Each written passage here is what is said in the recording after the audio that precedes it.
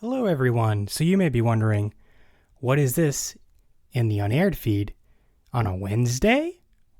Well, me and former guest of the show and friend, Chris Revill, we're doing a pod swap. So he put an episode of Unaired up on the Let's Chat feed, and right now you're about to listen to an episode of Let's Chat with Chris Revill, one of my favorite episodes, the one he did with Rahul Kohli of iZombie. And, it's just to kind of, introduce each other's audiences to each other's shows. And it's a fun way to, discover new shows. So it's basically a little bonus content on this feed. We do have our regularly scheduled episode coming tomorrow as well. So this is not in place of a regular episode. So I will see you tomorrow with a new episode. And enjoy this episode of Let's Chat with Chris Revill. And make sure you subscribe to his show. You can find it on most podcatchers. Enjoy. Hey y'all, welcome to this episode of Let's Chat. Just to let you know, I record the intros on my phone just because it takes so long to set everything up, and I have to wait till my daughter and everyone's asleep. But the actual episode was recording with equipment, and it sounds great. But let me tell you, I think this is the most excited I have ever been to release an episode. So I'm a huge fan of iZombie. That is no understatement. And I talk about the episode. I'm a huge fan of Rob Thomas. I love Veronica Mars. Love Party Down. So that's the only reason I actually watched iZombie. And I love the entire cast. But for whatever reason, I always just thought Rahul Kohli was like the coolest dude both on the show. And he's so funny online. And so people often ask me, and I do the same, of like, how did you get that guest? Because I think this might be the biggest guest I've ever had. And it's actually, this story is not even fair. It was a Monday night. I sent a tweet to, two tweets. One to the CW writers room, to the iZombies writers room, basically asking how I can connect with one of the writers to get on the show, which they responded. And I'll follow up with that in a minute. And then I also sent a tweet to Rahul, just basically saying, hey man, how would I go about inviting you onto the show? But then I also did everything the way you're supposed to. I wrote to all of his representation managers, booking agents, that kind of stuff. And, man, this is all... I think this is Monday. This is a Monday night. He's just like, I get a DM. It just said, let's do it. And so literally the following day, with under 24 hours, he was just basically had a time frame when he could record. He's like, are you free in like an hour? And I was like, So called my wife, who I mentioned, Victoria. I love you very much. It was her birthday, and we had gone out for the weekend, thankfully, and we were having a birthday dinner at her parents' house, and it was like 4 o'clock in the afternoon, and I called her, and I was like, hey, listen, I have this opportunity to record with Rahul. Victoria is also a huge iZombie fan. We watch it together. She freaked out. She's like, oh my god, you have to do it. You have to do it. And by freak out, let me also mention the night before, I ran around the house screaming as quiet as I could while the Felicity was sleeping. So thank you for Victoria for solo parenting and picking up our daughter and making sure dinner and all that other stuff was taken care of, and she basically let me off the hook of baby duty for that time frame so I could do this interview, which I thought would have been kind of short, but it was like, this is an hour and a half conversation, so I can't sing Victoria's good praises enough. Happy birthday, babe. I love you, even though it's past. And then, so back to the episode. Rahul is so cool. So, I don't know, he just kind of deep, but he's funny, he's cool. See, I always thought he was a comedian because of how funny he is on the show. But, like, this episode, it's just, like, he gets real deep, and, like, we talk, like, about like social media, and like just the conversation just kind of didn't go where I thought it would be. So if you've never watched iZombie, you can still love this episode. If you love iZombie, you're gonna love this episode even more.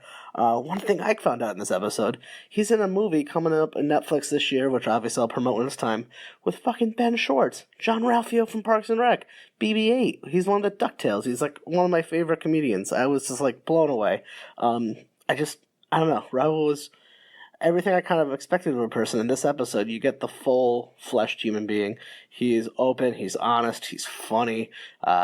We talk about, like, Star Wars and just, I don't know.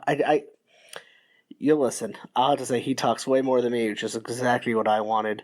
And you'll hear how nervous I am And so make sure you watch iZombie, which is returning February 26th, 9, following the Legends of Tomorrow. I cannot wait to watch this. Season 4 just sounds amazing. If you haven't watched it, catch up on Netflix. And the week before this airs, I'm going to have the writer Bob Dearden on of iZombie. So cool to be a part of that show in some very small way.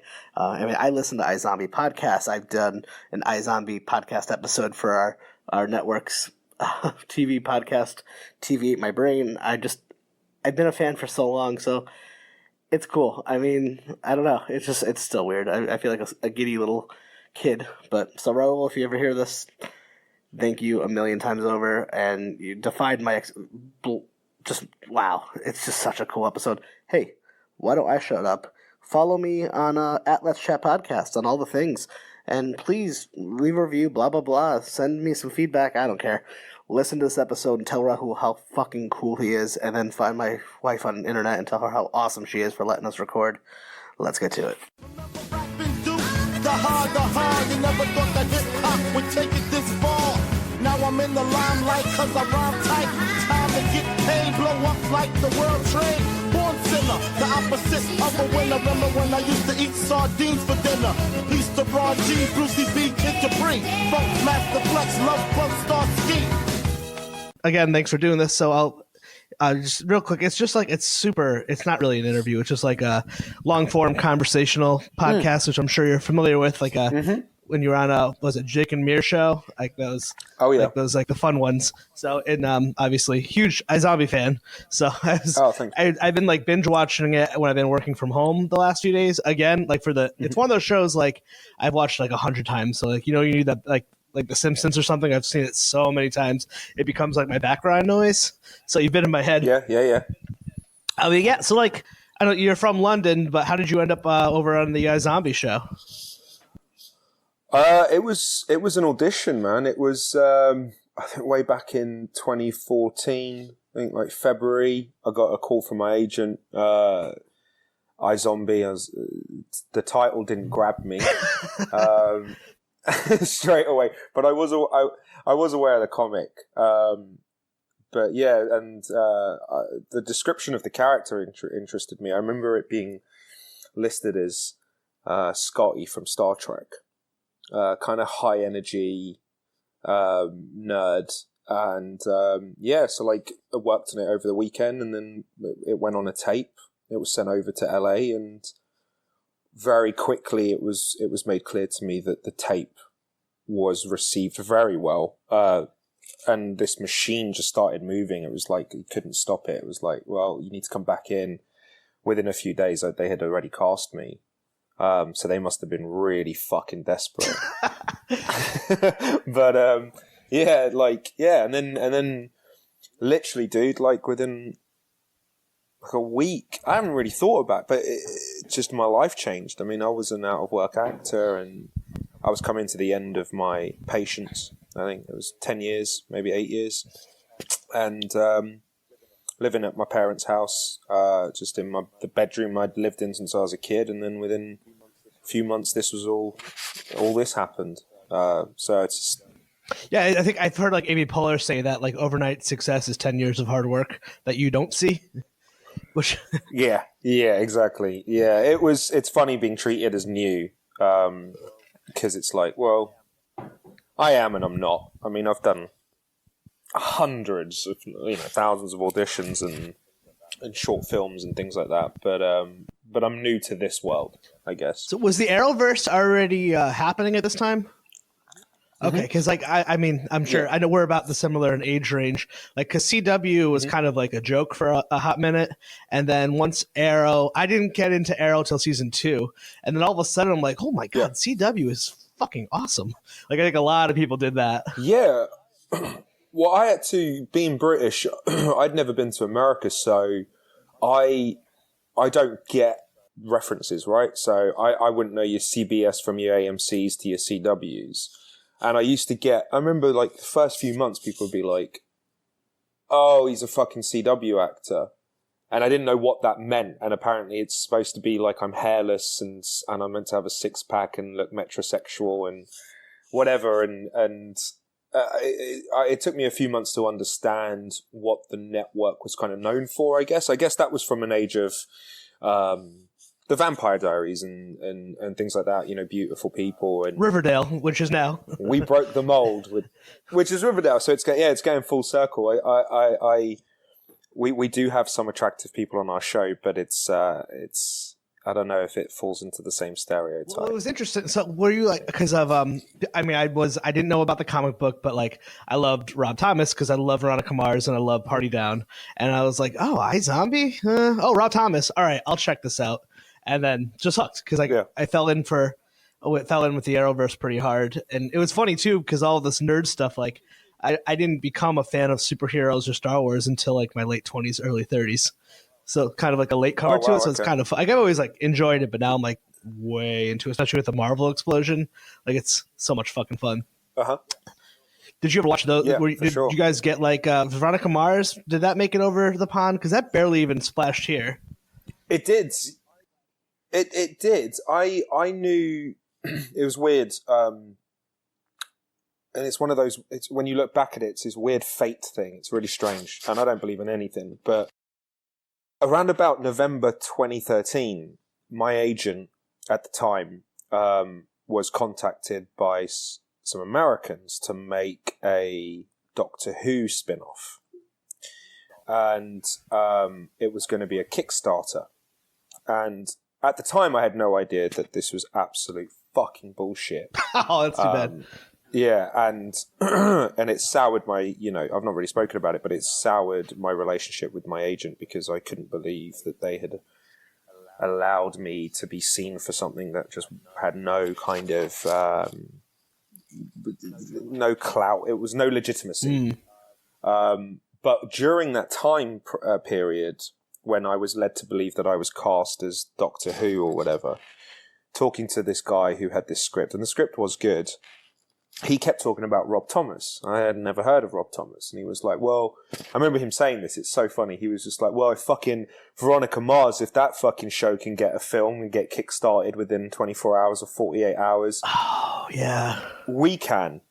And I just remember him saying that, like, he would say this over and over again. He just kept bringing back Rob Thomas. And that's how I first heard of Veronica Mars, as this thing that he would kind of compare us to. Like, Doctor Who's got more fans than Veronica Mars, like, we can get it made, and da-da-da-da. And in this weird twist of fate, of all the people he would talk about, this guy, once we didn't meet our target, which was inevitable, and it didn't have the BBC backing, it was complete horse shit.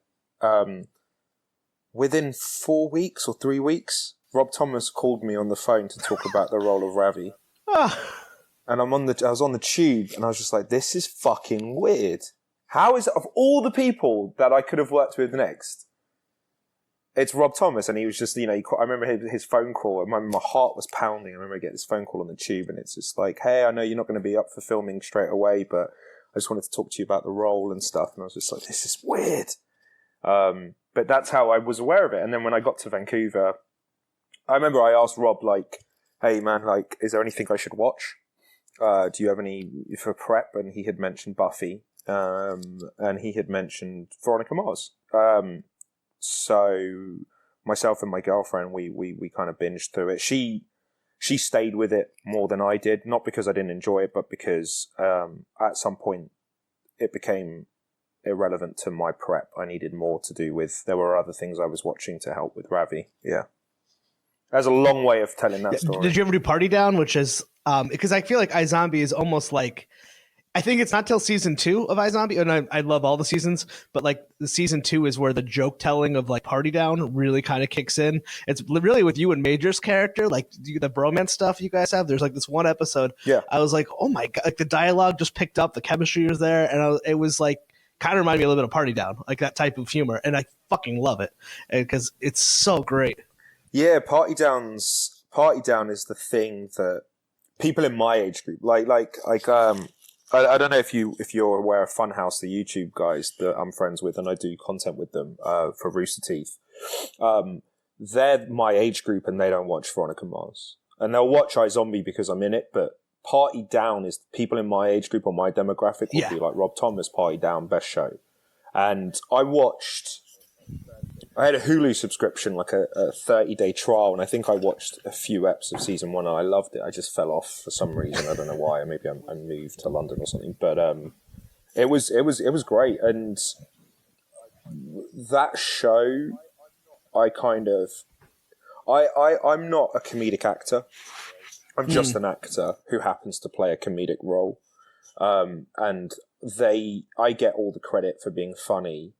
But really, I'm just reading their words. There's no improv on the show. There's none of that. It's just good writing. But I've got a kind of taste in my mouth for comedy, and I kind of badger Rob and Dan Etheridge, who produced it and wrote it or whatever, to once we're done with iZombie, I want to do a full comedy, because this isn't a comedy. The iZombie, in terms of the comedy, you're funny and you get funny dialogue, but you kind of have your hands are slightly tied, being on network TV, with what you say and the content and the censorship and that. And I know Rob and Dan, and sometimes in the early drafts, there are things in the script we read and it's hilarious, but you're like, oh, it's going to be fucking gone in a revision soon, because it just won't. CW, it's not going to air. So I'm always badgering them to maybe do another Party Down and to cast me, and I want to work with them as a full comedy. That's funny, because actually when I would watch it, before I knew of your background, I just actually assumed that you were stand-up turned actor. Yeah. Because way. It's very rare that you see a good dramatic actor do comedy well, but you can see comedians do drama well. So I was surprised. I was like, oh my God, because you're so naturally funny, the whole cast, but your character in particular is really fucking funny. And then on oh, thank you, man. and Twitter and Facebook, your shit is so. Me and my wife watch your stuff, and it's so fucking funny. It just cracks me up. Yeah, I appreciate that, man. No, it's comedy I've done once or twice in my career, and I think it's just I have a good education. I just have a good comedic education. I grew up. My father is a big fan of stand-up comedy, and my dad's always had a great sense of humor, and he didn't get me into Star Wars or anything. I know a lot of people with my interest would say, my dad made me watch Raiders of the Lost Ark, and I found that through myself and cousins, whereas with my dad, it was Richard Pryor was what I got from my dad, and good British comedy. Fawlty Towers he bought me on VHS, and I watched as a 7-year-old, and it was him that got me interested in The Office. My dad loves comedy, and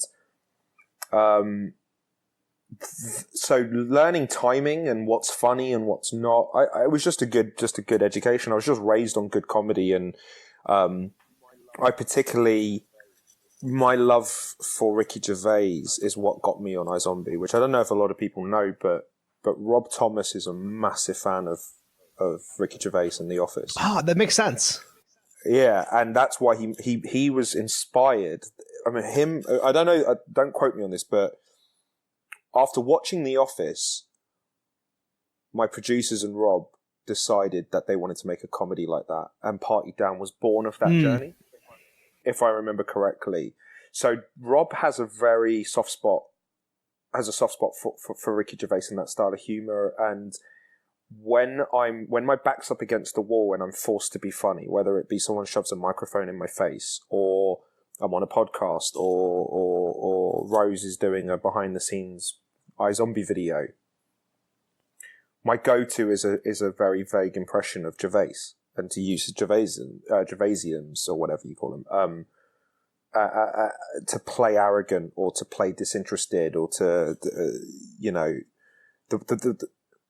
that character, that persona that he's created. I mean, I've listened to hours and hours of his radio shows and podcasts and stuff, and I did that in my Ravi audition. So they were sprinkled in there because my back was against the wall. It was a comedic character. I hadn't really done comedy. I didn't really know the voice. I couldn't see the full script. So I sprinkled Gervaisiums around, and it seemed to resonate with Rob. So that's sort of, and then particularly in the first season, I'm kind of stealing a lot from Ricky Gervais. I think there's a lot of nose scrunches and Liv, really, they're all there. And Rob's said, he has to be very careful in the edit room. He goes, I get one David Brent Ricky Gervais impression an episode, but once we found our characters, I was able to dilute that a little bit and find Ravi's real voice. And I think it's been interesting to I want to rewatch the show at some point, because I've only ever watched it either through live tweeting or when a new episode comes out and my family want to watch it, I'll sit down with them. But I would love to watch it one day, maybe when we're done and it's put to bed. But I do know that there was definitely an arc. Ravi changed a lot, I feel, from the second season on. He became sassy. I think he became sassy, and whereas he was a sweetheart in 1, he became sarcastic and sassy in 2. And I'm looking at scripts for 4, and the writers are running with that theme too. There's less puppy dog stuff and more just dry British sass. Which it makes plenty of sense given the scenario that the universe that they have created too, you know? Absolutely. And also given the nationality of the character. It's definitely a trademark for people from Britain. And I think in season 1 they were writing for a British actor, but it was still very American, and by the end of it, I think once they heard my voice, and social media had helped. I know that Diane had said recently when she was writing a script, she was trolling my social media, looking for stuff. There's been a weird kind of Ravi and Rahul kind of crossover, and social media, I guess, from what I've been putting up and stuff, which is fucking ridiculous. I mean, I get phone calls from my mum all the time. She's just like, you can't say that. You can't, like, you just can't do that. Everyone was worried. I remember the social media man. Sorry if I'm rambling, by the way. No, dude, this is perfect. People are here for you. Oh, sweet. I remember with social media, man. Like, I got verified and had this blue tick, and I had 300 followers. And then I remember being so scared of social media. Just like our first few months, I remember all the cast, Rose, Buckley, everyone, they would see me write something and go, yo, take the swear words out. Don't say fuck. Don't do this, please. And you can only play the game for so long before. And I tried not to be me. I tried to be this version that, you know, was foul-mouthed and opinionated and liked dark jokes and liked saying things that maybe people shouldn't say. But the minute that I was now responsible and I had something to lose and I represented a show, I was really scared. And I remember, again, it's difficult. And I guess at the end of the day, I just kind of gave over to my own personality, and I was like, there came a point where I was like, I don't give a fuck. I mean, I'm going to just be me, and let's just see how that goes, and let's see how much trouble I get into, and let's see how much I can stir up. And the truth is, I think, you know, with social media, I think if you're a good person, people know that you are having fun. And your opinions aren't crazy. Like, I know who I am as a person. I know that I care about others. I know that I care about social issues. At the same time, I know I'm not gonna fuck up one day and something from my, you know, I'm a white supremacist, and I've been keeping it quiet. And one day I might make, you know, I'm not worried because I don't have kind of divisive opinions on stuff. They're fairly straightforward. So I ended up just trusting, hey, you know what? Be free. Use the language you want to use. You're not going to mess up. I'm not PewDiePie. Yeah. I'm not going to shout the N-word on a video. That's not part of my vocabulary. It's not part of who I am. And once I think, and I think everyone was just scared for me. Rose, my mum, my sister, my girlfriend, everyone was scared that one day I will slip up. And it is there. I still, deep down somewhere, I'm like, fuck, one day I'm going to make a video. Wrong time. Or I'm going to write a caption and it's just, and I missed it. I got it wrong. But do you still have that fear, even though like people at such a higher level, whether it be government or like that YouTube people, just do so much worse stuff that you could ever come out of your mouth? Like, I hate bringing I weirdly think we're more accountable because of them. We're not as important. So it's like with YouTube, that fan base, like when you look at Logan Paul, they're still there. Yeah, that's what I was referring to. Still there. And it's grown, in fact. He's in control. Yeah, I never heard of him until that happened. And he's in control of his content, you understand? So at the end of the day, no matter what anyone says about what he did, however heinous that video was, I mean, it was disgusting to do. All he has to do is put up another video. And if he doesn't want to go on YouTube, he still has the Twitter following. He still has Instagram. He's not going to lose his platform. That platform is built solely of his own content. He might lose endorsements and he might lose certain deals, but he's not going to lose that. And with government, when you look at someone like the president saying shithole, I think everyone's realized, particularly with this in this particular climate, he's actually not being held accountable for certain things that others would. The things that he said, other people in lower positions would be removed, but he's protected.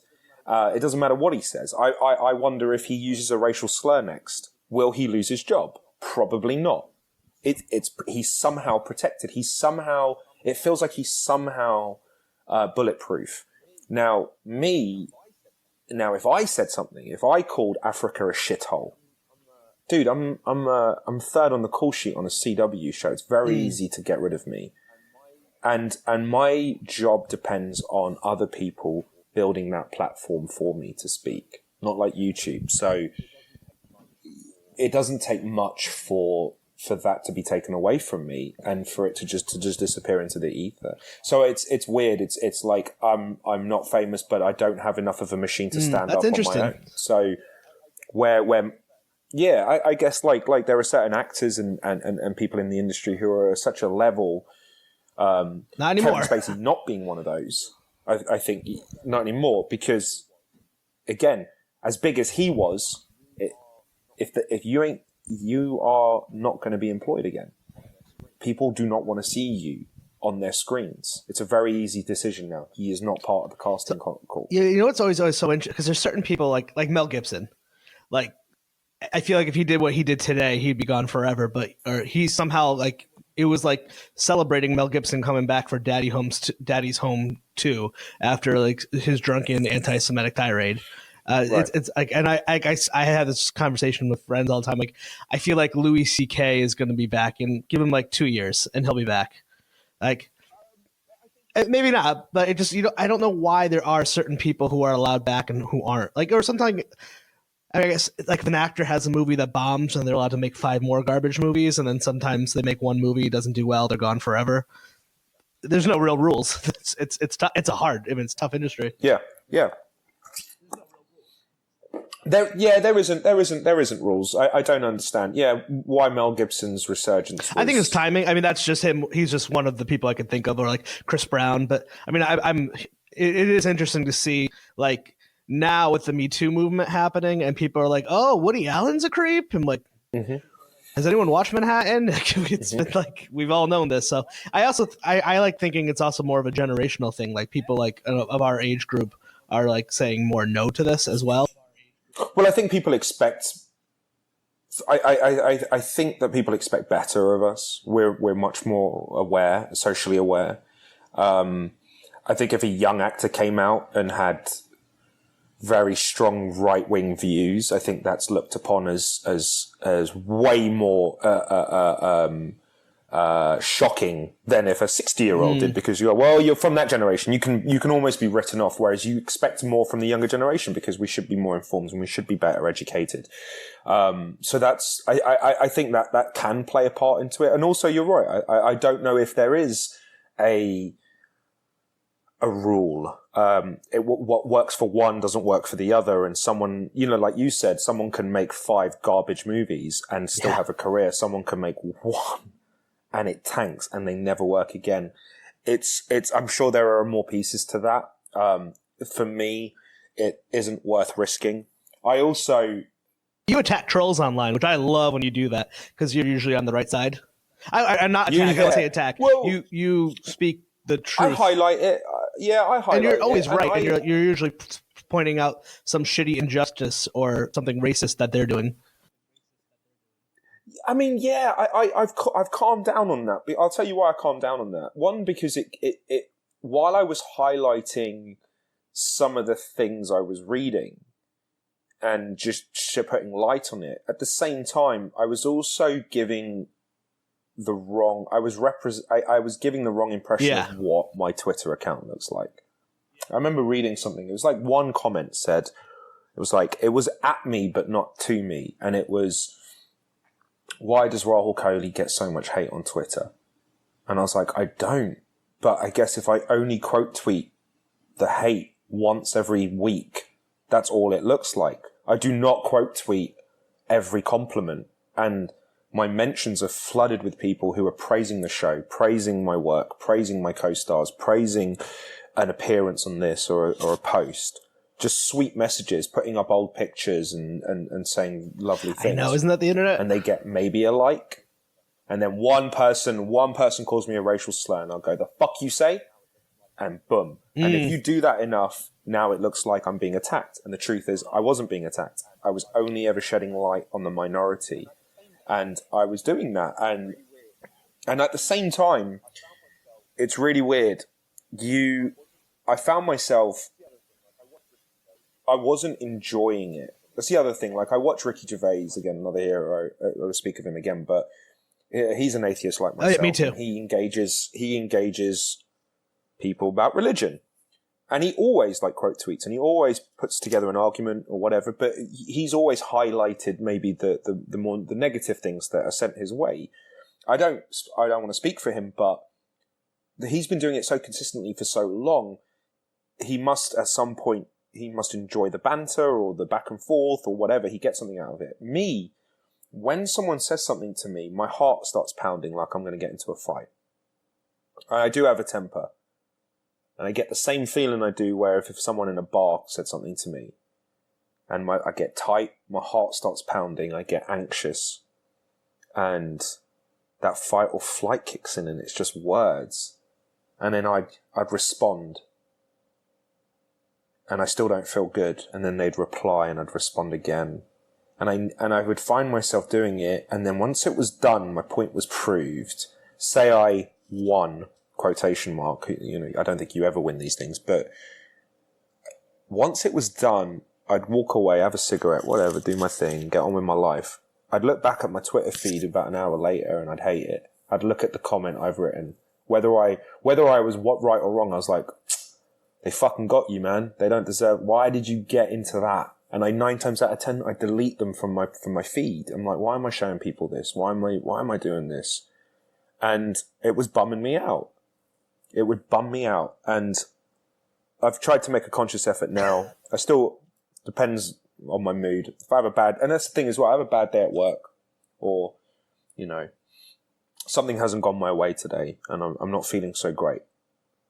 And it's a digital way of bar fights. I mean, I grew up in Britain. I grew up in pubs. I know what that is. I know 2 guys, they go to work 9 to 5. I've had a shit week. You go in on Friday and someone spills your pint, and it ain't about the pint. I've been in those fights. I've seen them happen. You are taking it to that place to get it off your chest, and it's not right. But that's what that Twitter is to me. It became a weird place where I'd wait for it. Like, come on, fucking say something and watch what happens. Boom, I got you, and unload. And I never felt good about it. And I've watched. So my social media is so weird, dude. It's such a weird place for me because so many people come up to me. It changed. And I'm only I haven't even got a huge following. It's not like I'm fucking Justin Bieber or anything. I've got 160,000 followers on Twitter and, I don't know, 200 plus on Instagram. And I used to get called Ravi in the streets. So people would go, they'd see me and Malcolm out and they'd go, oh my God, Babino, Ravi, oh, I'm a big fan of the show. And you go, oh, thanks. And as my social media grew, my name started coming up more than my fucking character name. So people would be like, sorry, are you Rahul Kohli? And I say, yeah. And they go, I follow you. And it's always, I follow you on Twitter or Instagram. And then a compliment. And I was like, and I worried. I was just like, uh-oh. Am I becoming a fucking internet personality over an actor who? So I battled with that too. I'm like, should I dial it down? I do enjoy it, and I love making. I've been that kid for years. I used to do it on iMac when I first got the iMac and I had my camera, and this is like 2006, and there wasn't Twitter or Instagram. I used to make these videos, and they'd go on a hard drive. The same shit you see now, I would make with friends. They wouldn't go anywhere. They're just on a hard drive mucking around with we used to do this all the time when we were kids. We did it in school when they gave us cameras. So it is me. It's not me playing to anything. It's not me being an idiot and having fun. It isn't something I'm doing. I'm not pandering. I'm not trying to get a following. But at the exact same time, I do worry that my personality is getting in the way of my work, and that people, and I'm allowing it to. People are blurring the lines between Ravi and me, and the truth of the matter is, if you ask any cast member, I'm one of the furthest removed from my character. People can't believe that for some reason. They think I'm Ravi. They think I improv, and it's like I'm the most moodiest, miserable piece of shit. I am not Ravi in the slightest. I'm the one in the group that's the sourpuss rose. Everyone has to be like, come on, roll, smile. Whereas Ravi, but my social media doesn't represent that. And I think to myself, like, because I'm not going to do comedy after this. I will make a conscious decision to explore other roles, because I know what I'm capable of. I know what I've played before. At the same time, I'm like, well, maybe I'll hang up social media after iZombie. And I've been thinking about it, because it works for this show. If you're on the CW and on a show called iZombie, where you make pop culture references and you have fun and you don't take yourself too seriously, it's okay for your social media to reflect that. If I decide to make a film, if I'm casting a film next year and it's maybe about civil rights, or it's about something in India or whatever, it's a drama and it doesn't have comedy, and it's a serious show or production. Should I be doing Snapchat filters at the same time? Yeah, definitely. And that's what I think about. I'm like, maybe once my portfolio diversifies or I change, maybe then I'll temper it, because it works for iZombie. I know it works, and it has brought light to iZombie. I know a lot of people have watched it because of social media, so it's been a good tool. But I don't know if, like I said, if I was playing Batman next year, I don't know if I'd be lip syncing to NSYNC in the Bat costume, or maybe I would. I don't know. I'm so grateful for everyone who enjoys my stuff, and it makes me smile to see people react so positively to my dumb jokes. But I do worry that I'm putting myself in a position where people won't be able to separate the two. Well, I mean, at least for me, like as a fan, like when you were on Supergirl, like I wasn't like, oh my god, it's Robbie. Like it was two different. I was able to differentiate pretty quick when you played the villain. I'm sorry, I forgot the name. Yeah, Biomax. Yeah. And I'm not sure if you listen to like a lot of podcasts, but I was listening to Kevin Smith's podcast, Fat Man on Batman. Yeah. And he had Armin something, like the effects guy, and I guess he directed your episode. And like, I don't know why, but out of the blue, unprompted, Armin said very nice things about you. He did. I don't know did you hear that one by any chance? I had received a few tweets. Yeah, it was awesome. And I was like, oh my God, that's so cool. That was. I mean, it's even, and that's the funny thing. Even I was knocked back, because I was like, oh my God, I am a professional actor. I do my job. I forget that I'm not a fucking clown. Yeah.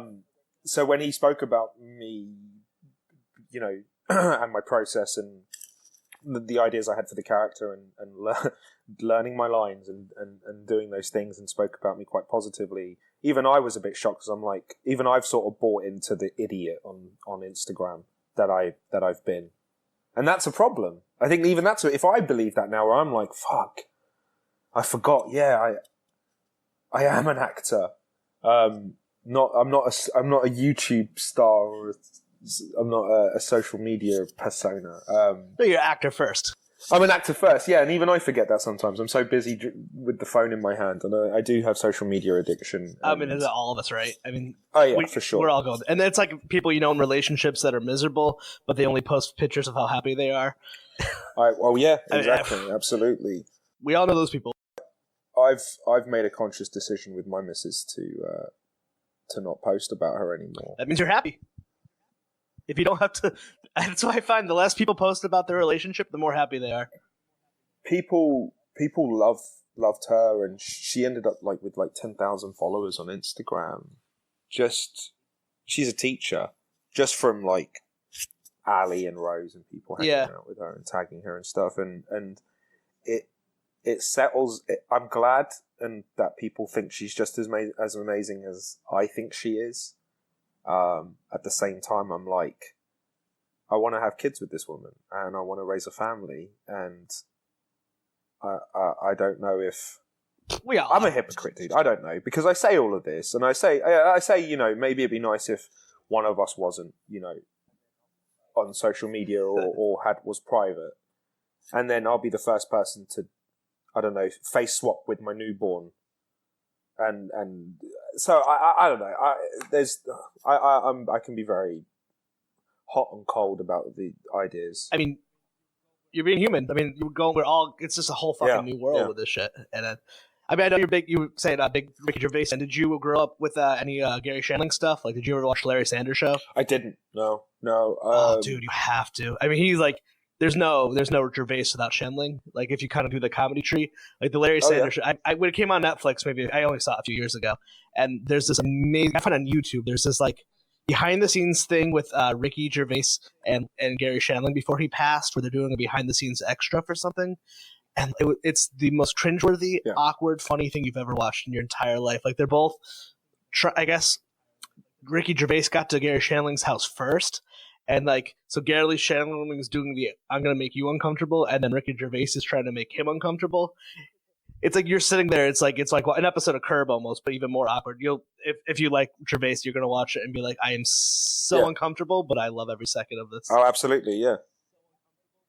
And they nail it.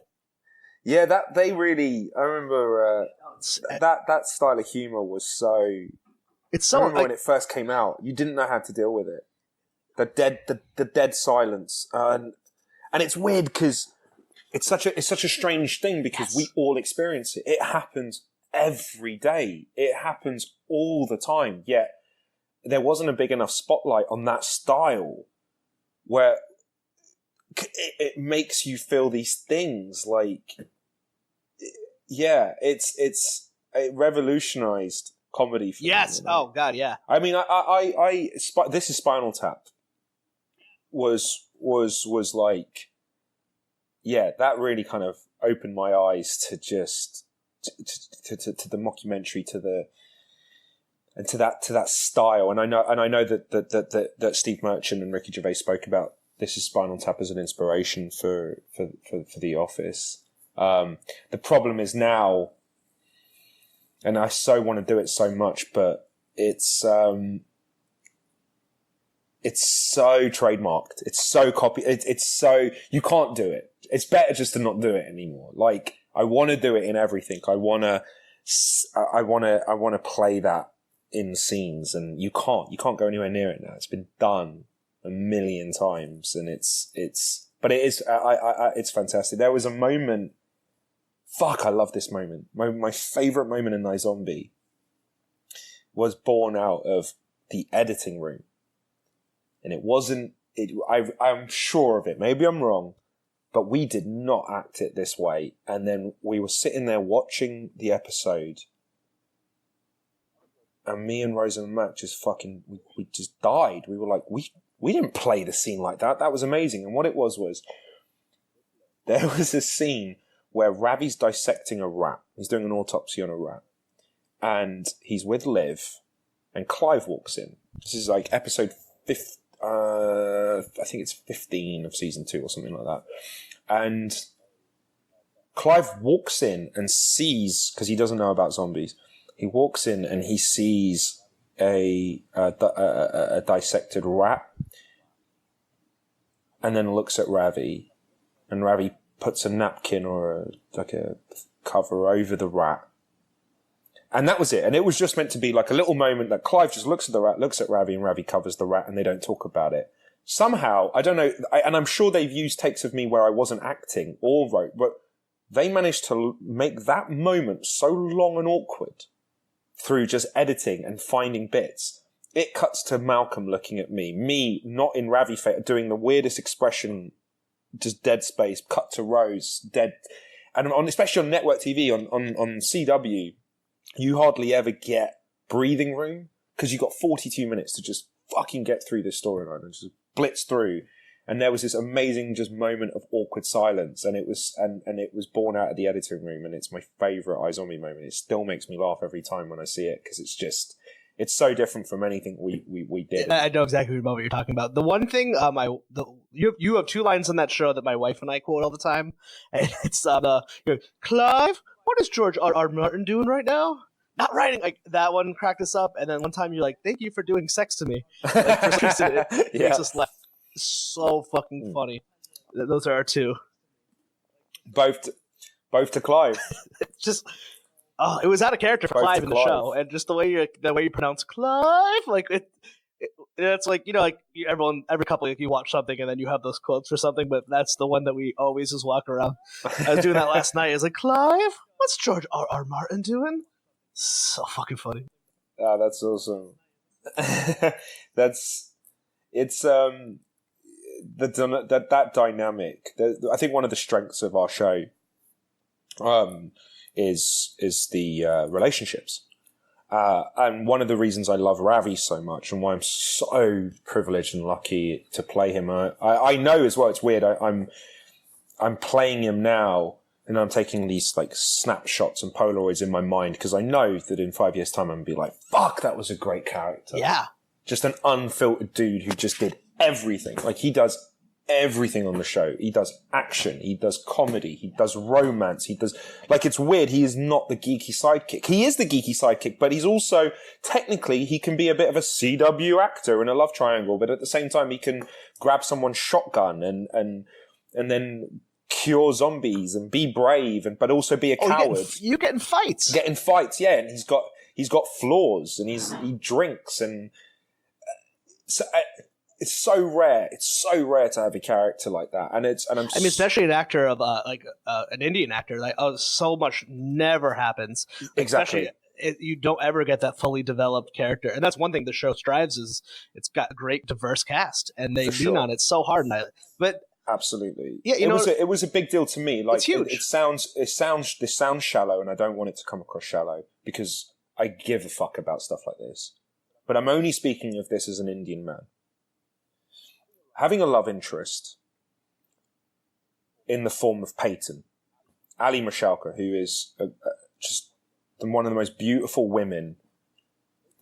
It goes without saying how intelligent she is and how wonderful a person she is. So I don't want to just focus on someone's physical attributes. But Ali is one of the most beautiful women inside and out I've ever met. And that type of person in a show is usually reserved for a white male lead. Like a major. Yeah, you're so right. And iZombie pair us off together without any fucking explanation, without any type of, reason. Like, well, he's got money. Or, well, No. They like each other because they like each other. And it's an interracial relationship that's never really hammed or rammed down anyone's throat. It just is. Peyton loves Ravi, Ravi loves Peyton. And no one cares. And I tell you, from all the scripts I've read over the last 10 years, the amount of times I'll read my love interest, and it always comes with, there are always these sidebars that take it away, that go, well, the reason is because of this. Or, my love interest is Indian. They stick to their own. Stick to your own. And always a certain caliber. Not ridiculously Hollywood-looking actress. It's usually a very understated, very simple, we don't draw attention to it kind of thing. And iZombie have an Indian actor on their show and have never... I mean, and it's been wonderful. At the end of the day, listen, I'm very careful. I'm not trying to whiteface, and I'm not trying to hide my roots on a TV show. It's not about that. That's why I love it. Just because the characters... we're not denying the fact that he's Indian. He is. I mean, yeah, his name is Ravi Chakrabarti, and It's not like colorblind casting. Like, here's an Indian guy playing a character that could be white, like the whole Sterling K. Brown speech she just made at the Emmys. Like, oh, I didn't see that. oh, it's beautiful, but it's so true. Of like, you need people of color to play people of color because then you get to have a relationship, and it's social change in the smallest level, and I love that he's just not like he's not a nerd. He's just a cool dude. He's just a guy, and one of the reasons that I love playing him is because, in this respect, I am Ravi. There are similarities to me and Ravi. I play video games all the time, and I read comics, and I do things that I used to. And not until very recently, and the only reason is because I don't have the space. I make model kits of sci-fi ships, and I airbrush them, and I sit there for hours, and I paint them, and I look at reference photos of the prop models, and I used, these are things that people would deem geeky. At the same time, I'm an actor and that job is cool, who goes out and makes a TV show and does press junkets and goes out and parties and drives an American muscle car. There is no pattern to what a person should be. Who we are, you can't put us in boxes. And that doesn't go for, I'm not just talking about race, I'm talking about just people in general. You are allowed to have a diverse taste in what you do, who you date, your views and your stuff like that. And Ravi is absolutely one of those people. And it's, I cannot tell you, and I never thought I'd ever feel this way, but seeing men dress up at cosplay, and women, but predominantly seeing bearded brown men dress up as me at cosplay, it does something, man. Every time it fucking warms my heart. Because I know, for someone who used to go to conventions, there isn't very many people for us to dress up as, unless we want to go as someone from the fucking Temple of Doom, or, so when I see, and I've seen, Latino men, and I've seen Arabic, Middle Eastern men, and Indian men. I've even seen white guys just beard it up and go for it. And when I see that, and it's like, that isn't lost on me, how special that is, and how special. And I'll always be grateful that my first entry into the American TV world and film world was Ravi, a man who is everything. It's the best showreel you'll ever get. And I've been given offers for other TV and film, and I tell you, man, it's been funny. Not one of them has been a terrorist. Not one of them has been an Indian guy in an arranged marriage with the same fucking storyline we've seen over and over again. Every single one of the things that I've been approached for have been love interests for the lead women, comedic roles, and a couple of villains. None of them are racially motivated castings. And that, to me, is a product of Ravi, because they saw it.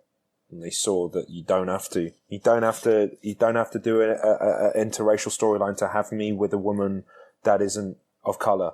You don't have to excuse it. There doesn't have to be what does his family think? Oh my God, does he? It doesn't have to. It just is. It just is. He can just be another character. And all the offers have been in that world, and it's fucking awesome. I mean, I just did a movie last year. It comes out on Netflix this year, and it was an open casting call.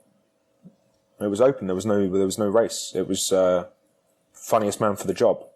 Ben Schwartz is the lead, and I play his best friend in it. And oh my God, John Ralphio? Yeah. I just did a movie with him. Oh, you're in a movie with him? Yeah, we. Oh my not God. many Is he people. as cool as he's fucking in real dude. life? He's fucking awesome. He. Not many people That know dude's about it because insane. I don't know when it's coming out. Right. It's Netflix. Yeah, it's It's a Netflix. Netflix original, so it will just drop when it drops. And I've done ADR for it, so I've seen some of the scenes. I've done some voice, dubbed over some stuff. It's fucking funny. I think it's gonna do all right, actually. But I shot it when I finished season 3, and it's a comedy, and we did a lot of improv, and Ben is the improv king. He invited me to his improv show. Oh, Snowpants? Is it still Snowpants?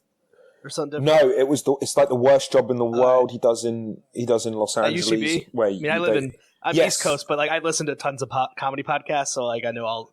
Oh, sweet, yeah. So yeah. So we went. We wanted to hang out because we're playing best friends on the show. We wanted to hang out before we start filming, so we went out for dinner. Me, him, and my missus, and then we went and saw him live do his improv show, and I'm glad I saw that because I was like, "Fuck, this guy's good," and he's a comedian by trade, and the director and the writers, Jared, he's one of the writers on Lego Batman. Oh damn! He has a ton of comedic. So I was being brought into this world as like. As a funny man. And Bennett told me as well that the people auditioning for his best friend role were comedians, friends of his. And I managed to get the role of a tape again. So I went on set and we smashed out my stuff. It was a lot of it was improv. And again, I'm not a comedian by trade, but we went for it, and it should be out this year. But again, that was another role. I play a character called Ed, not Raj. It was Ed, and I've seen this happen before as well. I was like, I auditioned for a role that's open for any ethnicity. Say it's a Jack, and then you get it, and then when you come back, the revision is they change the name from Jack to like Jaspreet. You go, oh, there you go. Now I'm ethnic again. They can't just have the generic name, and now we have to make amendments to that. But with this role, yeah, I'm excited, man. It should be out soon. You're gonna get world now. Ben Schwartz. I mean, I'm not sure if anyone besides some people listen might be like, oh, that kid from Parks and Rec. Sometimes he's also like a very talented screenwriter, voice actor. Like for sure. Oh my God, he's in Force Awakens. He's one of the voices. It's BB-8. Yeah, he is. Yeah, and he showed me some stuff on his phone of that. Oh, that must have been crazy. Yeah, he's man. That dude's got. And he's DuckTales. DuckTales, yeah. Who's doing with David Tennant right now, and Danny Pudi and Kate. Man, you're gonna get wrapped up in that comedy, and that's a good world though, because everyone casts each other in each other's shit, and I love that stuff. Like people love like Adam Sandler used to do that, and like you see all the same actors in the same stuff, and they start to diversify. Like it's crazy. Like was it Bob and David were in fucking The Post? I just heard from Mr. Show. I didn't see it. Oh wow! But I'm like, what a weird world where like an unknown HBO comedy from the '90s would lead you to a fucking Spielberg movie. I mean, you're in good hands with iZombie. Look at the track record with some of the people that Rob Thomas worked for, like Kristen. Yeah. Well, that's what we're trying to figure out, man. Who's the next Kristen Bell? Adam Scott too. I mean, even what's the guy's name? Ryan Hansen, and then the guy who's Guilfoyle on Silicon Valley. Martin something. He was on Freaks and Geeks. Oh, fuck. Martin Starr. Was Martin Starr Party Down? Yeah, he's in Party Down. And so is Lizzie Kaplan. Kristen Bell's in it a bunch. I mean, Lizzie Kaplan. I mean, you get to work with Ken Marino and all the great Veronica Mars people, too. We do. Yeah, and Rico, Rico, who is just... He's a director of our show. I think I saw that. And he was on this old David Spade sitcom that, like, when I would stay home from school sick, Just Shoot Me. I used to watch it all the time. And then I got so happy when I saw him pop up again. I'm like, yes! I always love that dude. Yeah, we like. Have you seen Galaxy Quest? Wait, with Tim Allen? Yeah, one of my favorite movies, and I don't mean that ironically. I watch it once a month. I actually think it's perfect. So Rico's in that, right? Yeah, he's one of the, and so is Rainn Wilson, one of the side characters. Yeah. One of the Rainn Wilson. Yeah, that's one of my favorite movies, and I always get shit for it. I'm like, watch it. It might be a perfect sci-fi. That's movie. what Rob Thomas is. Rob Thomas is the one who told me to watch Galaxy Quest. We were doing me and Rob were doing a sign-in, and we were sitting next to each other, and we were just talking shit. And Rob made a Galaxy Quest reference because we were doing autographs, and I was like, I don't know what you're fucking talking about. And he made me watch it, and then I worked with Rico, and I was like, dude, you're fucking awesome, and Rico directed 2 episodes of iZombie, and one of the episodes recently, I wasn't in the first one as much when Rico was directing, but I was this time. I've been very busy season 4. So if you like Ravi, You're about to get a fucking overdose of him on season 4. Season 3 was my lightest season. There were other things going on. Season 4 is I'm all over that shop. But yeah, Rico is directing me, and when you have an actor as good as Rico, it's tough. It's intimidating, man, because he knows his shit and he knows how to do it as well. So it's it was a good education to work with him. But yeah, I mean, Rob's got a knack for casting. And so I guess you would be the next Adam Scott, because he's a drama actor put in a comedy role, and now he's in nothing but comedies, but he's always the straight man in a comedy. That's what I put on you, but that's what I'm putting. I'll take it, but I think Rob Thomas had said that he has this slight affection for me in the similar vein to Ryan Hansen. Okay. Because neither of us were working before Rob Thomas. So he gave Ryan Hansen his start in Veronica Mars, and he gave me a start. I could see that too. iZombie. I think that's one of the biggest things I'll take away from iZombie is the relationships, the connections that we have as a cast. That's not fake, and it's not just there for social media or whatever. It's not like a contract. It always seemed genuine, but you never know with that shit online. That's really cool to hear. Deal. And it's crazy. And the show, the producers had no idea that was going to happen because they're not here. They're in LA. They write the scripts in LA, and we're over here in Vancouver with the Vancouver crew, just making it. And you have no idea how that's going to go. You know, you're just rolling a dice with that stuff. But we got very close very quickly, and I think we're at a point now where, I mean, look, let's be fair.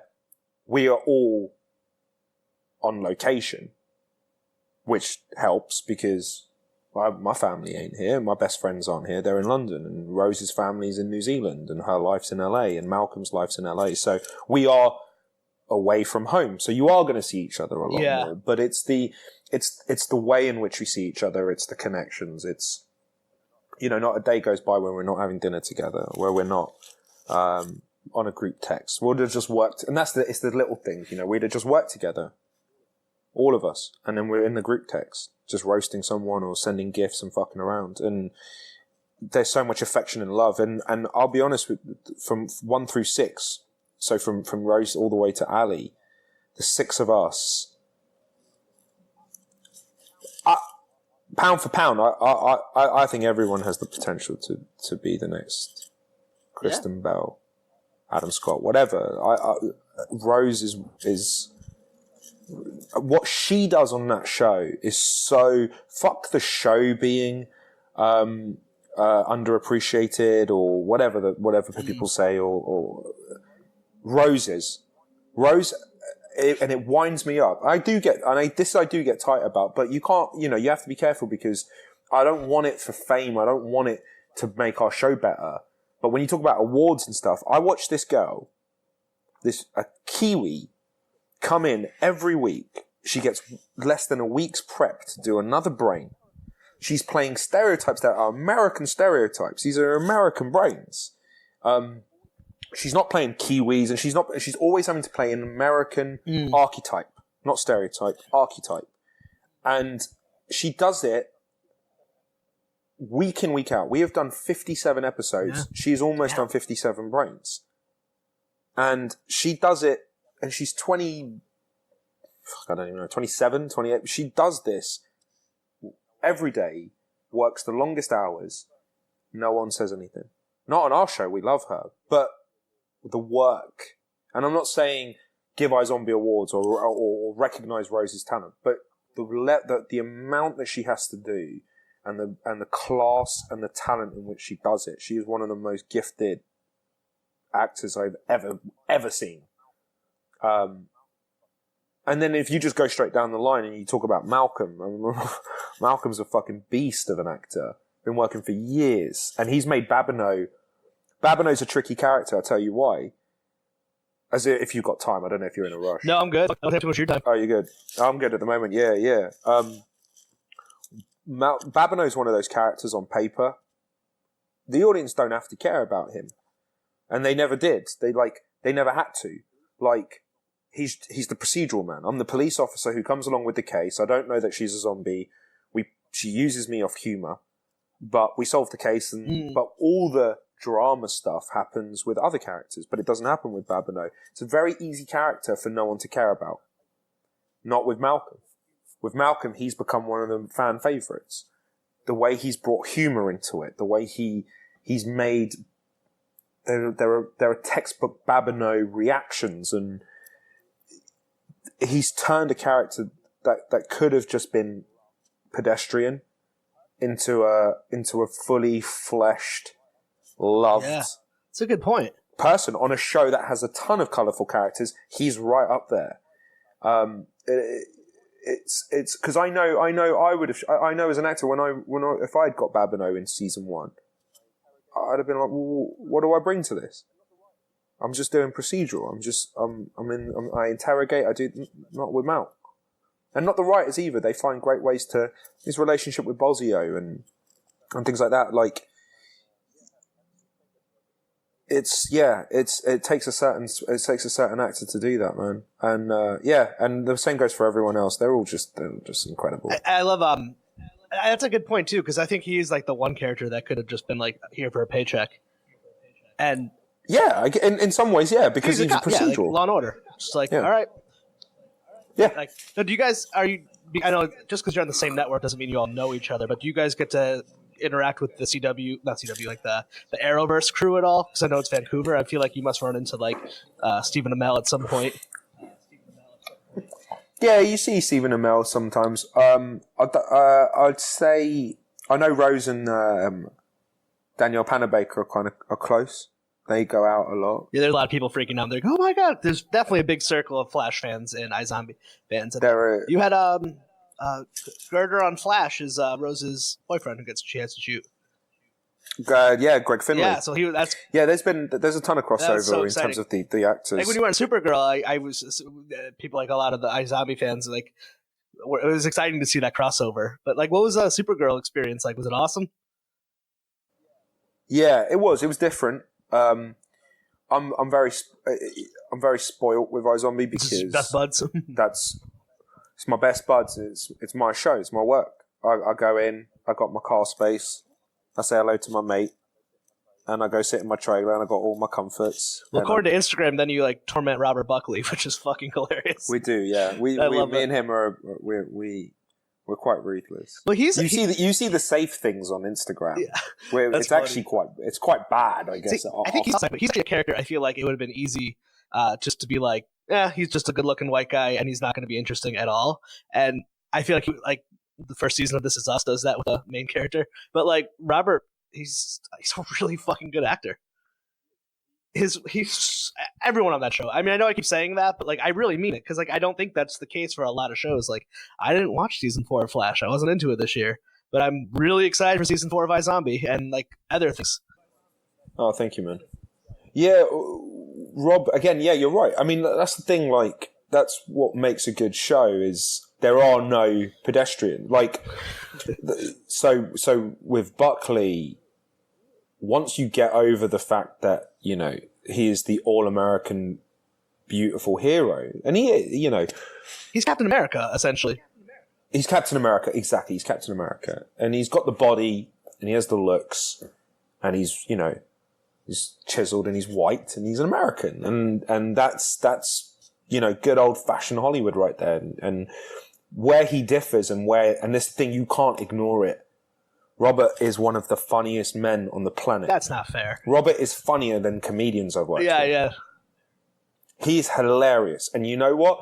What the problem with Buckley is? He's too good looking. Sounds like, oh, poor Buckley. Well, yeah, because comedy's for ugly people. He never gets to exercise that in previous jobs. Because... Exactly. Which I love being part of that world.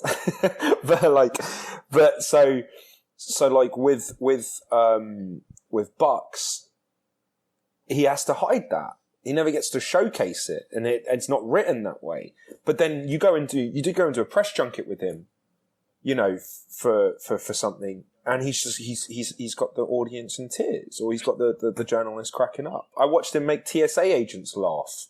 I didn't even see what he said, but that's the kind of guy he is. I walk with him, fucking miserable TSA agent gives me shit. I walk past, Buckley says something, guy starts screaming out with laughter. And I'm like, that's Buckley. That's what he does. He gets to you. He does that with my family. He does that with everyone. And I've spoken to him a million times about comedy. I've even said, dude, just fucking grow a beard or something, man. Or just like put on weight. Do something. Get out of the love interest world. Because it's Riverdale. Also, you know, actors you get on, younger kids are coming up. Yeah. You know. You got the KJ Appers with the 6-packs and stuff, and he's 21, 22. It's easier, man. You know, you're in your mid-30s now. And anyway, so you got this hilarious dude, one of the best comedic timing, and credit to iZombie writers. I mean, they picked up on Buckley's sense of humor instantly. They knew that he had that in his back pocket. And Major still has to be a love interest, but like you saw him on Teenage Girl, right? I just watched that today, like right before we were doing this. So fucking funny. There ain't many actors you can do that with. There ain't many there aren't many love interests who you could then give them that the next episode and expect them to deliver. But that's Buckley, and that's how good he is. And I have said to him, and we're talking about it, but I will get comedy stuff. For some reason, you know, I know I can play love interests. I'm still 6'4" and I look a certain way or whatever, and I know I can do that. But I'm always going to get comedy, because the reason I'm going to get comedy is because someone took a gamble, and now that's out there, so people know I can do it. For him, someone needs to take a gamble, and I've got to the point with him where I'm like, well, if no one's going to take a gamble, let's fucking write our own stuff. You know, let's do it, because I know he'll crush. So we're in talks. We have an idea for a script, so we're going to... You got to bring him to UCB with Ben, just for a night. Do some improv, but that's a different beast. But I think be like, I like being around this. Yeah. I think he'd be. Well, he's great at improv. I mean, he's. That's not fair. Sharp. That's not fair. He's sharp. To be good at everything. A lot of it, yeah. He is. I'll kick his ass at video games though. So he's not good at everything. Oh, good. Well, that's another fascinating thing about, like, when you look at your cast and Robert Buckley is not the lead. It's Liv, because it's so rare to see a TV show with a female lead. And actually, most episodes I pass the Bechdel test, which is Bechdel test. Oh, do we? Yeah, frequently, which is not common in network television. And it's interesting, you know. Go tell your writers that. I'm talking to one of your writers, I think, in a couple of weeks. Who I just was talking to them. Do you know Bob Dearden? Oh, I know. Yeah, we were just. I know. Yeah, he's coming on. He's good fun. Very smart man. Very funny. Yeah, Bob's awesome. Wrote some really great episodes. Because when you do an episode, when you write it, you come up for a couple of days. So we get to meet everyone who writes, and because there is a disconnect between us and them because of where they're at in the writers' room, so we don't get to spend as much time. But it's awesome when we do get the writers there, because you get a good insight into stuff, because sometimes you don't understand shit, you know? You read something in a script and it's just like, I don't get it for whatever reason, and it's lovely to have them there to really kind of help. But Bob's one of the best, man. Bob's been there since day one. Yeah, it was funny because I just put like this tweet. I was on Twitter yesterday, and I was just like, I really want to get someone on from iZombie, and I tweeted the writers' room and the show, and then the writers' room account wrote to me. It's like, hey, reach out to this person if you're interested. And I was like, and then I was just crazy. It was like I was like, my daughter went to bed early, so I had some free time. I was like, all right, I'm gonna try to do some booking tonight, and it actually fucking paid off, and it was fucking wonderful. I did. Nice. Yeah, man, I saw the tweet, and I was like, it's so weird as well, because I don't listen. I used to listen to podcasts a lot, and I haven't been getting enough of my Liverpool Football Club stuff because of the time zones and country. I don't get as much access to football, and also I don't talk to my boys. All my football chat has been taken away from me because we're on a different time zone, so I don't get to have good football chat. So I started downloading football podcasts. Oh, that's awesome. So I was sitting there and I was listening to a few, and it reminded me, I was like, fuck. And it's so weird because I was just like, I do love podcasts, man. I love sitting there and chatting and chewing the fat. I want to do some podcasts for iZombie Press. Off my own, because like they'll set up a couple of stuff for us, but like usually people don't realise this. Just hit me up on Twitter. That's how this happened, people. Yeah, because if you try and approach a CW or something, I don't know where that goes. And what's funny because I did it the right way. I hit up on your management and that's very common. Nothing. I don't know if like I don't know what the procedure is, but for me, a lot of the things that I've done, like the Rooster Teeth stuff and other podcasts, and even Jake and Amir was through Rose, but like most of it's just like I'm on Twitter, I see the tweet, I'm in the mood, I'm like, yeah, let's do it, and it's as easy as that. And if I like it, I DM, and I'll just go, yeah, let's set up a time. So that shit works. It works for me anyway. I don't know if it works for other people, but I've had it work a bunch of times, and it's been pretty fucking wonderful. But I think some of the acts, I think also there's a slight fear, because you gotta have trust that you're not. So some people are afraid to, and we all have different personalities. I'm not phased. Like, I'm happy to talk to a stranger for how long we probably like an hour. Fuck, wow, that was quick. Over an hour. Yeah, and just trust that we're gonna have a good time and have a good connection and talk. Well, some people are worried by that, and also some people are worried that if they talk enough, they're gonna say something fucked up. Have you ever heard that theory that some actors are just like don't have any personality and they're just kind of a shell to embody other things? Yeah, like I think that's always like a theory, like, especially like the huge megastars or whatever.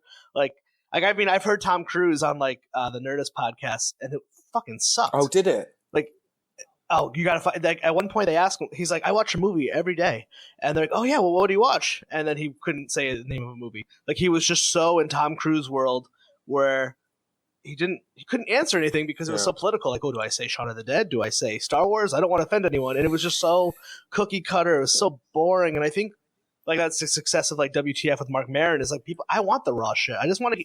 Yeah. Who are you as a guy? Who are you as a girl? That's what people want. And I mean, there are still rules. Look, at the end of the day, like I've learned. I remember I used to do when I had just like friends and family on social media. I used to say, "Just saw this film, and it's a pile of dog shit," and that was it. And it wasn't the most offensive thing in the world. I don't do that anymore because 9 times out of 10, I think I might know someone who worked on it, or I may work for that person.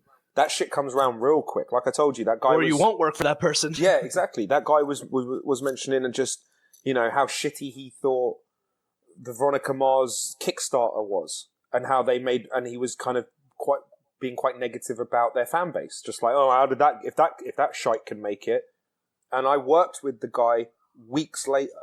Yeah. I remember. I learned a lesson about talking shit. First day of the pilot was a Friday, so I did my work in the morgue, and it was all the first stuff, all of the is that a zombie thing, and all of the stuff that we did, that pilot, I did that all in pretty much one day, and then we went out for dinner the next day with the producers, and they didn't know me because I didn't come in for a screen test. I wasn't in LA. They had no access to me. I was the biggest gamble on the pilot because I was a guy they booked off tape. No meetings, no nothing. I flew in the day before we needed to film, and I shot my stuff. They didn't know if I'd do the job. They didn't know what to expect, and they knew I was unknown and untested. Once that had settled, the next day we went out for dinner, and I'm sitting with the producers, and I think he asks me just about stuff. And I remember I said to him, I'm a big John Hamm fan. And I said, in some of the kind of darkest moments of my career, my girlfriend would send me like John Hamm articles because John Hamm, he didn't make it until he was in his mid-30s, if that. And look at him. And he's Clark Kent. Yeah, exactly. But Mad Men is it's made him a juggernaut. And he stuck with it. I mean, his agent dropped him in because he wasn't booking. I think he was with WME and they let him go. And John Hamm stuck with it. And I remember, so when I was talking to Dan Etheridge, my producer, I told him this. No way. At this dinner, first dinner. And he went, "Oh, it's funny you should say that. John's one of my closest friends." And he goes, "Yeah, him, Dan and John and Paul Rudd, they all kind of grew up together in California. And they're quite close because Paul Rudd's also a part of Party Down." And Oh yeah, because Paul Rudd and John Hamm, and then a girl from the American Office are all from like the same town in like St. Louis or some shit. I don't know if they were all in the same. I know that there was like a California group that would hang out during the early John Hamm years. and Paul Rudd are from the same part of the country, and then Rudd brought John Hamm out at some point. Oh, there you go. And then I know Rudd is like their buds from before they were famous. Yeah. So I didn't know that I was sitting with the. Oh third god! Imagine guy. if you said something bad about John Hamm. And that's exactly how. Not on a quick I learned professional that level, myself. but a personal level. What if I just said, yeah, and I saw that John Hamm movie and what a fucking dick. And then you just got insulted fired. someone's good mate. Yeah, something that anyone else can say, but if you're in that world, you're probably talking about someone's friend or someone's, colleague. So I learned that real fast. So yeah, like I said, with podcasts, yeah, be real and, I'll be self-deprecating because I ain't going to take offense. I'll talk about my flaws and I'll be honest about that stuff. And if I didn't like something, I'll just choose not to talk about it. There are certain topics I don't want to talk about, and I just won't. Have you met John Hamm yet? I feel like you're at some. Yeah, I have. Is he as handsome in real life? Yeah, I did. I met. He's and incredible. funny too. He's like a force. I remember I saw him. So literally, after talking to Dan about that, 6-7 months later, we're at the TCAs to promote iZombie, and I go out for a cigarette. And John Hamm's outside with Elizabeth Moss. Oh God! And they're just talking, and I was like, "Fuck, should I go over?" And I text Dan, and I went, "John Hamm's standing right there. Should I say hello?" And he went, "Yeah, you should say hello. He's a nice dude. Don't worry about it." And I was like, "Fuck." And I went over and I said, "I'm so sorry to interrupt you." And he was like, "Yeah, how you doing?" And I'm big. I'm 6'4". But he felt bigger, even though I think I'm taller than him. He just felt bigger, and I felt like I was looking up to him for some reason. But even though we were on the same floor level, but I said to him, "Hey, I'm an actor on this show. I'm on iZombie, and Dan Etheridge is my producer." And he was like, "Oh, Dan, yeah." And then he showed love, and he was a sweetheart. And I was just like, "Wow, this world changes real quick." It's just how fast you say something in this. Right now, like I say something like I'm a big Star Wars fan, and I keep saying I want to be in Star Wars, and for some reason nowadays it feels like that's possible, man. It's super possible. I mean, I've already met some people for that, so like it's and they're diversifying the cast, which is huge.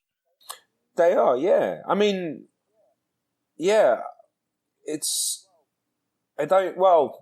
I'll tell you what, now I'm being a spoilt child. I'll tell you why. Because before, I felt like there was a ticking clock to be on a Star Wars film because they were only going to make a certain amount.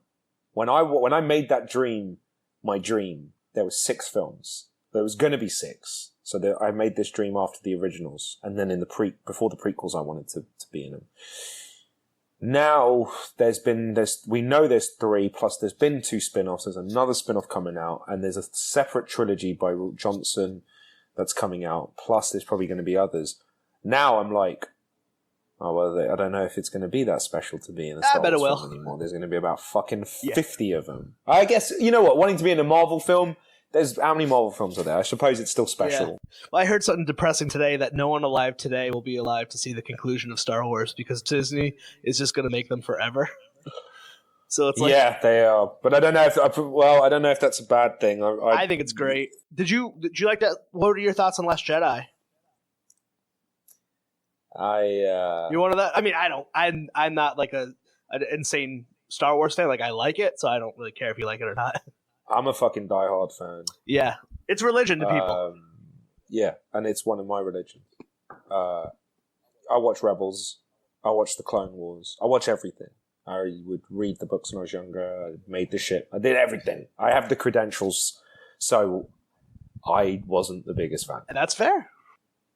I put that movie in order of preference just above the other two prequels, 1 and 2. Really? I even think I think I liked parts of Revenge of the Sith more than I did Last Jedi. Wow. And I don't think Revenge of the Sith is as amazing as some people say. I get a lot of stick for this because I like Rogue One. I think the thing is, Star Wars for me was always 3 movies that probably shouldn't have been 6 and definitely shouldn't have been 9. And when you look at the quality of the films, in my opinion, if I wanted to be super fucking harsh with Star Wars, when you see the greatest film lists when they go out, when IMDb or Film 4, whoever, when they put out the greatest films of all time, A New Hope and Empire 9 times out of 10 are in that. Because that's the quality of those films.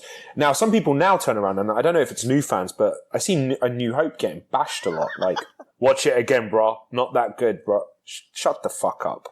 It was incredible. You don't understand its importance. It was still well acted. The script's fine. I don't know why now people are nitpicking at it, but anyway. Return of the Jedi is not that great.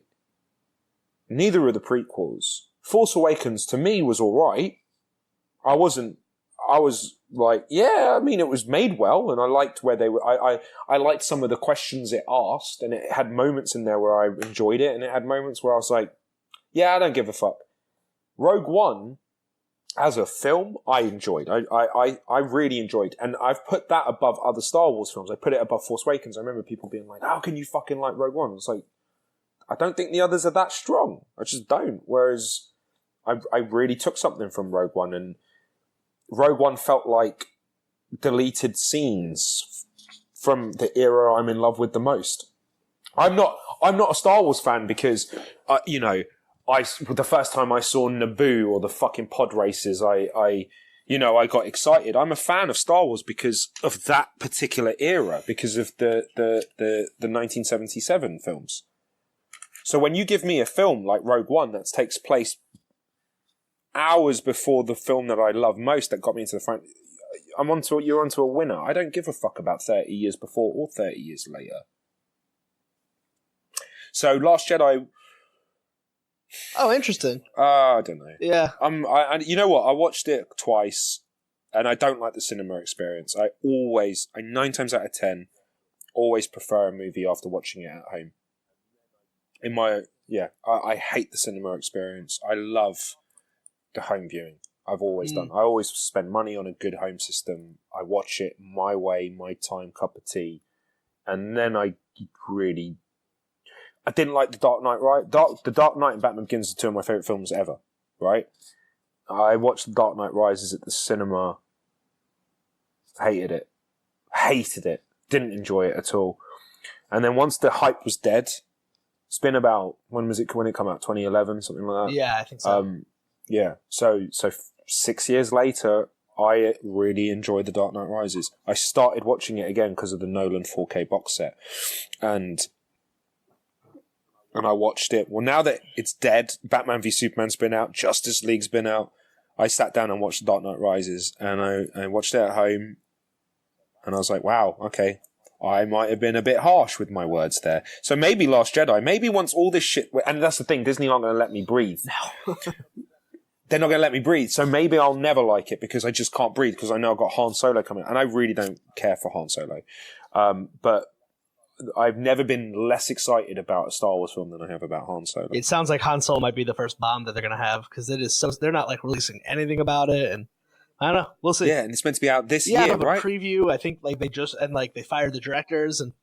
Well, I know. Yeah, Ron Howard's obviously got in there, so they probably don't do anything fun. They probably don't want to release. Or well, they don't.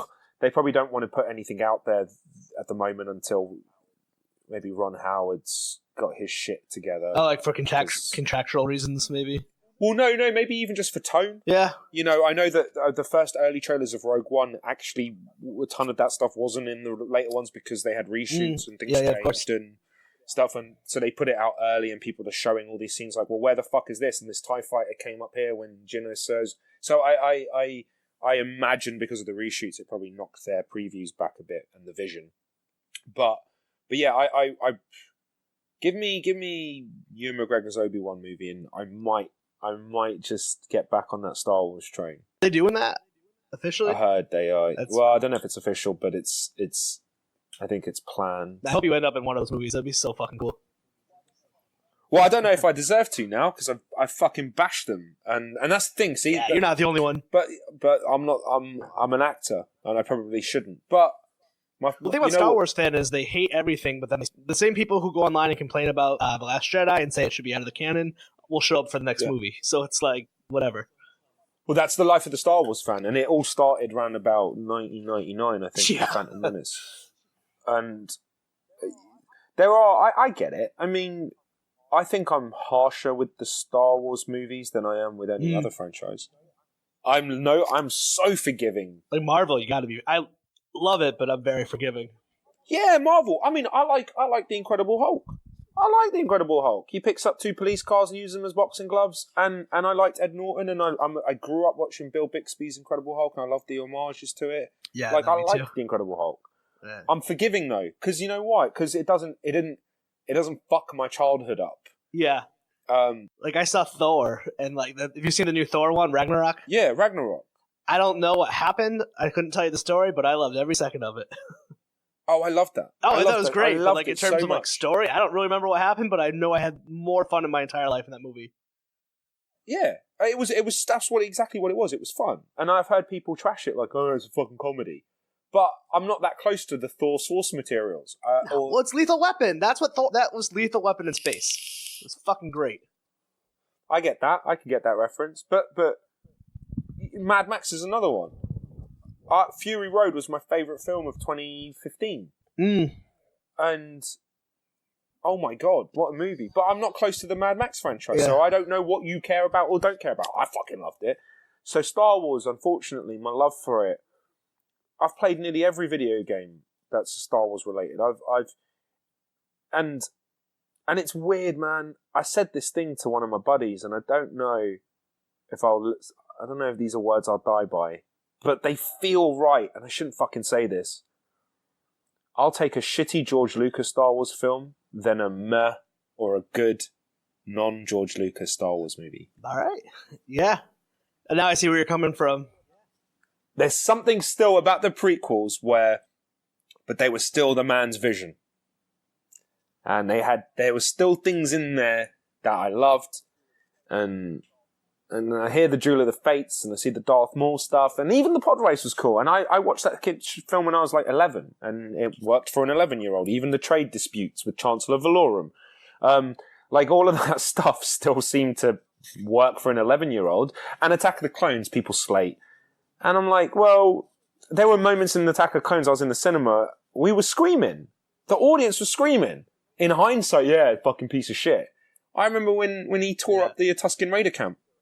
Everyone in that cinema was losing their mind because there was the birth of Darth Vader and the Clone Wars and the big Jedi fight and stuff. So there's a purity to it for me. I'm gonna get hung for this because I know I'm basically saying I'm saying I like the prequels. I'm not saying I like the prequels, but I'll take that. I will take a bad George Lucas film over a good Rian Johnson or a decent Rian Johnson. I don't know. I need to rethink that. I don't know if I fully believe those words, but they feel right. Yeah, I need to think about it. I'm too close. I need some breathing space on Star Wars for a bit. Well, man, thank you so much for your time. This has been a fucking blast. My wife had one question for you, and I know she's going to listen to this. Absolutely. And she was actually very gracious. I was supposed to pick up the baby, and she's like, "No, you do the interview. I'll pick up Felicity. You're fine." Oh my god, we were screaming last night. I texted her, ask if you would like my phone number. Thanks, Victoria. Yeah, I'm not going to give it to you. Awesome. But just in case she hears this, I can stay married. No worries. That's awesome, man. But thank you again. So where can people find you online? And obviously the show comes out. Oh yeah, let's do that bit. Okay, I'll get into. I'm gonna get into. Yeah, I'm gonna get into the. And I'll do an intro in front so your plugs get out there. I'm gonna get into PR mode. Hi, I'm Rahul Kohli, and you can find me on Instagram at RahulKohli13, and that same handle you can use to find me on Twitter. iZombie Season 4 debuts on the CW at 9 p.m, 9/8 Central, or whatever you call it, on February 26th, and that's a 13-episode run. And I'm going to watch it live. I appreciate that. Yeah, I don't know why I wrote that. The... That was a weird statement I put out. My wife told me that, and we just got the digital converter box. I'm a cable cutter, but I'm not a Nielsen. I was a Nielsen rater for like a minute, and I'm not anymore. So it's sorry. Oh, yeah, it's a waste to do. Anyone's listening. You get like $50, and then you get like $1 a month, and it fucks up all the time. They come to your house, and it's kind of intrusive. So I got rid of it. Jesus, I don't know. Yeah, you know what? I had this every now and again. So it's becoming a thing. I put out these fucking statements. I get real honest and vulnerable, like everyone's my friend. And I go, you know what? I'm just going to ask them. I'm just going to ask people to, hey, if you can watch it live, watch it live, because those things count. And Netflix is great, and I do binge everything on Netflix. I'm the biggest fucking hypocrite you'll ever meet. But not to say, and then everyone's like, oh my God, is the show going to get cancelled? Is it in danger? No, I didn't say that. I'm just saying that people look at those numbers and they do have an impact. And it is a show that I've seen season 4, pretty much. I think by Saturday, Rob Thomas is coming up on the weekend. He's bringing the rest of the episodes. This has never happened before. It's so good. The show is so fucking good this year. I shit you not. He's been showing us episodes all the time. That's how fucking good it is. We all got together, all 6 of us, at mine in November and watched the first 7. Straight shot. These are actors who don't like to watch themselves on camera. These are actors who are living with it, and the last thing they want to fucking do is spend their Sunday watching their show they just shot. Everyone loved it. It is one of the best seasons we've ever done. I think it's the best season. And the way it's being left, there is still another level to unlock. Oh, I cannot wait. It goes, and this show's different, dude. This show's different. It does not resemble 1, 2, and 3. It's the fourth switch up, and you'll watch it and you'll be shocked at what they've done, because it's like, fuck, they're fucking with their fucking formula. But it's great, and it pays off, and there is more to come. There really is. I can see. I'd love to do more work. We are being offered all of it. We've been offered movies and this and TV shows, and great. And as much as I've been playing Ravi for 4 years, I'm like, shit, I wouldn't mind a new challenge. But fuck, iZombie definitely at least has another year. There's still another place this story can go. It's not tired. It's not old. And I just got mad vulnerable, and I know how Rose and everyone talks, and I know that these are my family, and my family want to come back, and they don't want the family to be split up. And I thought, fuck it. I know it looks like begging, or however you want to you want to view that tweet or that statement. But I was like, I've always been honest. I've always been myself on social media. Fuck it. I've never asked for anything. I'm just going to say, hey guys, can you show us some love on the live numbers? And it got so much attraction and so much love. Yeah. The response was amazing. I couldn't believe how many people came out to commit to that. Whether they do is another problem. But just seeing how many people love this show, those numbers aren't reflective of that. And I'm very proud, and I'm very grateful. I mean, I've seen your Comic-Con videos. It's insane. Yeah, I know. It just doesn't translate, man. It's like I can walk out of my front door. I go to Starbucks all the time, and guess what? I don't get stopped for pictures. And when we do our live numbers, they're okay. And all of us have a very modest Twitter following compared to other shows. But then when it matters, all these people pour out. It doesn't follow us around. It's not like Riverdale. I know the Riverdale guys, they can close a place down when they show up, because it's 16-year-olds and 17-year-olds, you can see how popular that show is. With iZombie, you can't see it. It's not tangible. That seems to be Rob Thomas's thing. It hasn't translated into he just can't, I don't know, but people like me love his shit. I know. I'm sticking around forever. It's crazy. Well, that's the thing. That's the thing, man. It's it's not like I have a choice in the matter, but there is a balance of, well, and I'm not comparing myself to any other show, and this isn't a weird slide dig at anyone. Oh, absolutely. But sometimes there are other shows out there that have the popularity but might not necessarily have the quality. And you go, well, would I like to be on a show where the scripts aren't as great, but fuck me, I have 1 million followers or 2 million followers and whatever? Or would I like to be on a show that has a very small, loyal fan base, but you're proud of the work and the right casting agents and people are blowing you up because the script's great and it makes you look like a better actor than you are? It's kind of like a band that breaks up and then everyone in that band goes off to become super famous from bigger stuff. I think iZombie is going to be that cast that, like, you guys all work on this in like 20 years. I'm like, oh my God, they were all on that show. Because it's so... Are you telling me that James Bond used to play the morgue doctor? I can't believe Rahul beat out Idris Elba. People would be so pissed. Fingers crossed, man. Dude, thank you again. Keep promoting the show and everything, and enjoy the rest of your day. I appreciate it, man. Thank you for your time, man. Thank you for reaching out to me. All the best. See ya.